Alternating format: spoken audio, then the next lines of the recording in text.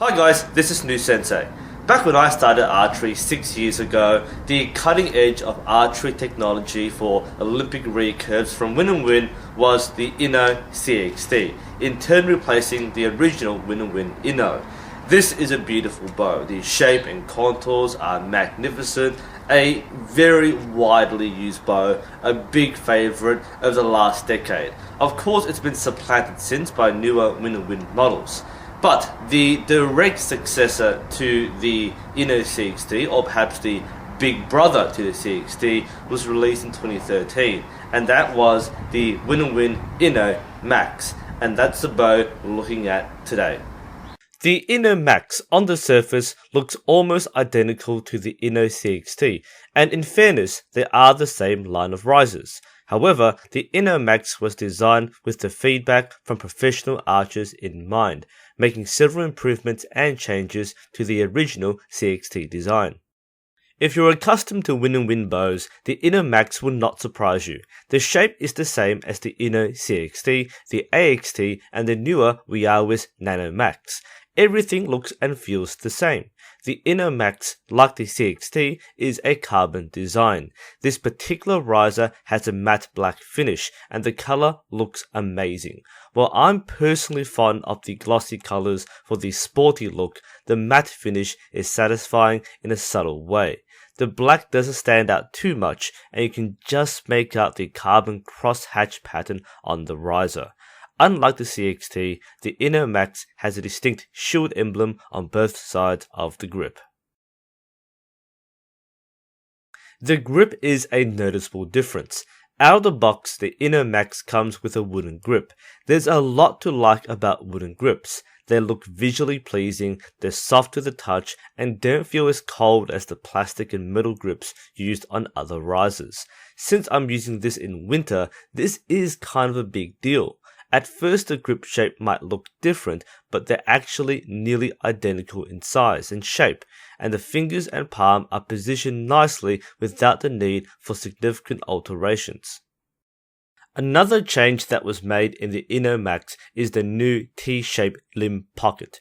This design is used in current W&W bows. Previous limb pockets slipped straight into the slot. While this was fine, this meant that the limb was in direct contact with the riser.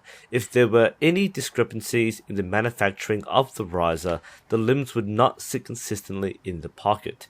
Having the T-shaped pocket not only locks the limb in more tightly, but the raised pocket improves the consistency of the limb connection. As usual, the horizontal alignment of the limb pocket can be adjusted by turning the screws on either side of the pocket, making for a relatively simple tuning process with more control. The screws on the Inno Max look like they are better made.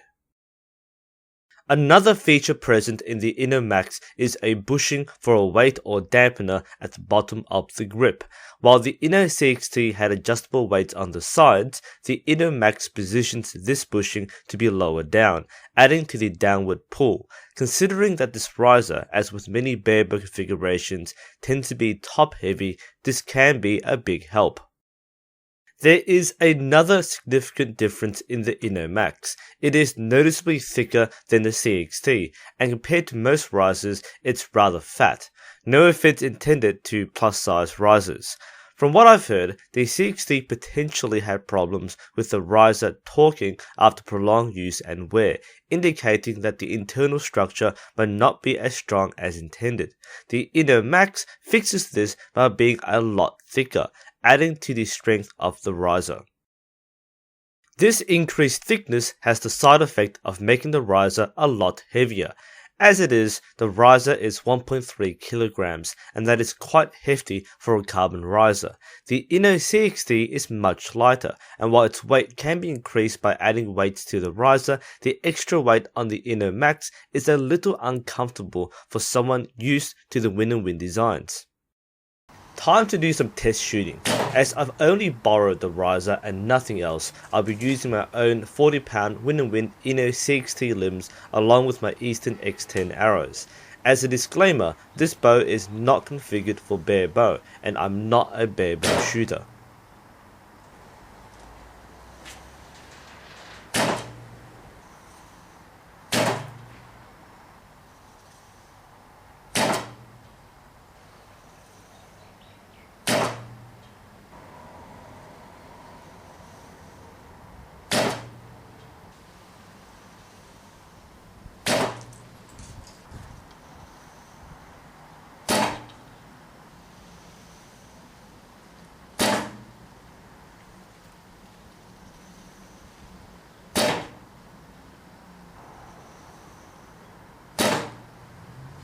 By the way, for observers who keep on pointing out that my anchor point is wrong, refer to my previous disclaimer. It's good enough for what I'm doing.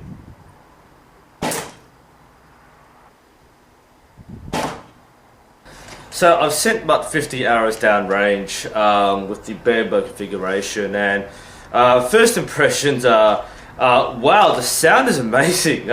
For those who've seen the SF Forge Plus review where the bow made a really ugly sound, compared to that, the Inno Max really damps it nicely. I mean, there are no dampeners or weights on this bow, so this is just a bare bow configuration, and it's not even my bow, so I've used my limbs, my string, and somebody else's riser, so it's not tuned for my bow or my arrows, but as it is, it sounds really nice.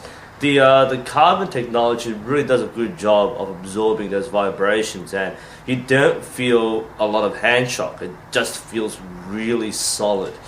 The other thing I noticed right away is this thing is heavy.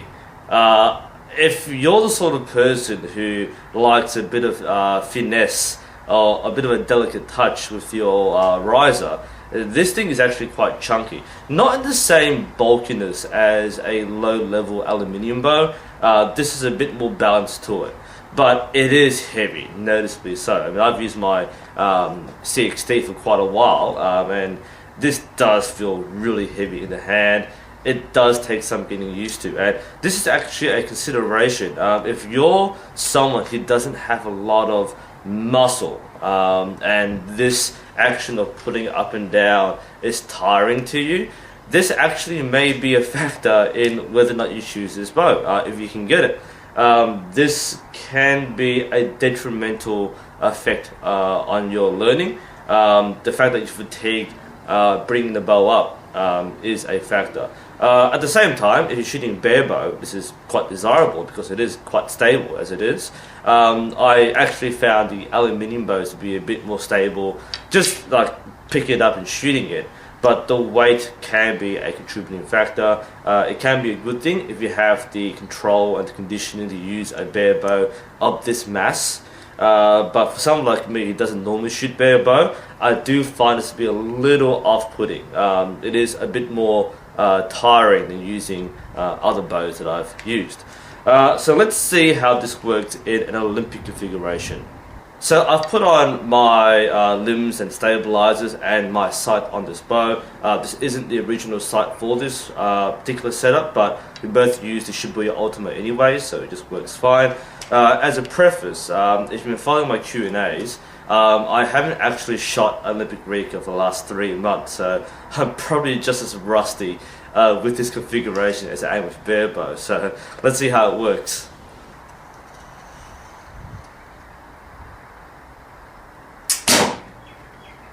Alright, I'm going to shoot without the clicker. This configuration isn't exactly to my drawing, so I had to strain a lot for that shot there. I felt a lot of strain on my back muscle, so let's not do that. So I'll shoot without the clicker, but we'll keep the rest of the configuration as it is.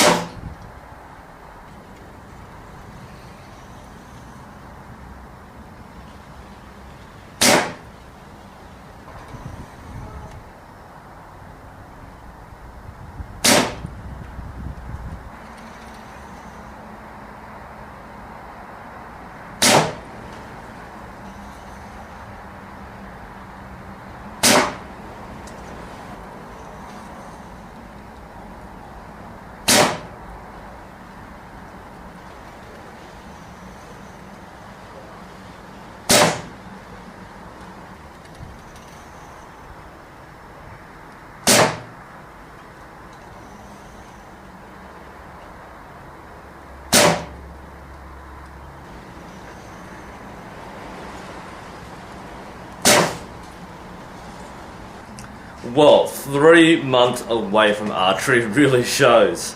I'm still recovering from the illness, by the way. I had the flu for the last month, so getting the conditioning back will take a while. I need to do a lot more shooting. But yeah, back to the bow. The bow, wow, yeah, I'm actually really impressed. I really should have expected this because I shoot win-and-wins, but I'm actually, honestly, really impressed by the Inno Max. Shot bare bow, it was already impressive. It felt nice in the hand, it absorbed the shock really well, it controlled the vibrations very nicely, and while it felt really heavy, it definitely felt like a solid bare bow setup. Now with the Olympic style setup with the stabilizers and the sights, it was even better. With all the, I'm using Doinkers, which are already very good stabilizers and dampeners, but it felt very crisp and soft. The vibration was non-existent basically. The bow sounded on point, like everything felt well tuned, and it came out really nicely given that it's not set up for me. I'm just really impressed by the quality of the bow. And the thing with the full Olympic setup is that with bare bow, it felt very back heavy or top heavy, so it felt like it was always kind of tipped back towards you, and holding up was a bit of a strain. But pushing the weight further out with the long rod actually alleviated a lot of that perception. So I could easily hold this on target much more steadily with the stabilizers, which is what they're meant for. But I didn't really notice the weight of the riser as much, even though the weight's still there, and I'm adding more weight to the bow with the stabilizers. But it just kind of shows that the Olympic setup should be easy to shoot for a reason, and that actually felt really comfortable to use. Yeah, I'm honestly blown away by this. Having shot my CXT for 5 years, shooting a different top-level riser really opens my eyes up, and the Inno Max, I think it definitely is a step up from the CXT. And again, having shot the CXT for nearly my entire archery career, that's saying a lot. This, I think, solves a lot of the really small problems that the CXT had.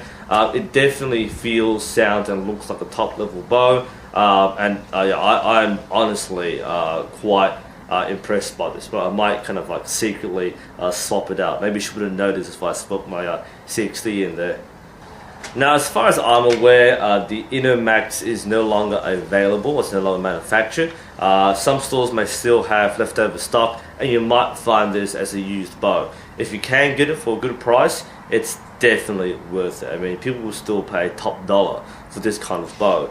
You don't see it in competition these days as 2017 because it's mostly supplanted by more recent win-and-win models. You have the aluminium Inno CXT, which is proven to be quite popular. It's won the Olympics and a few World Championships. You will find, of course, the newer W&W series. So the W&W Nano Max is the successor to the Inno Max, and I find the Nano Max is basically the best of the Inno CXT and the Inno Max. It has the shape of the Nano Max, but with some of the glossiness and feel of the CXT. So, I mean, if you're looking for a bow like the Inno Max, the W&W Nano Max is the next choice. It's probably the better choice now. And of course now there's the Win&Win TFT, which is another carbon riser, and so on. So while you might not get this particular riser, every other riser that comes afterwards is basically a very similar look and feel, and these are solid purchases. They're expensive, no doubt, but the money goes towards quality, and the look and feel and performance of this bow is unquestionable. Definitely worthy of a top-end title. And definitely a championship winning bow if you get your hands on one. Anyway, that's my review of the Win&Win Inno Max. I really enjoyed using it. Set up with the Olympic style stabilizers and sights. It felt really sweet to use. It felt really well balanced. Bare bow, it felt a little heavy for me.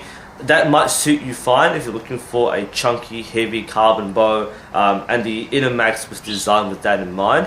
I personally found it a bit too heavy for me, but it was a good performer nonetheless. Anyway, that ends my review. This is New Sensei. Hope you found this helpful. Thanks for watching, and I'll see you next time.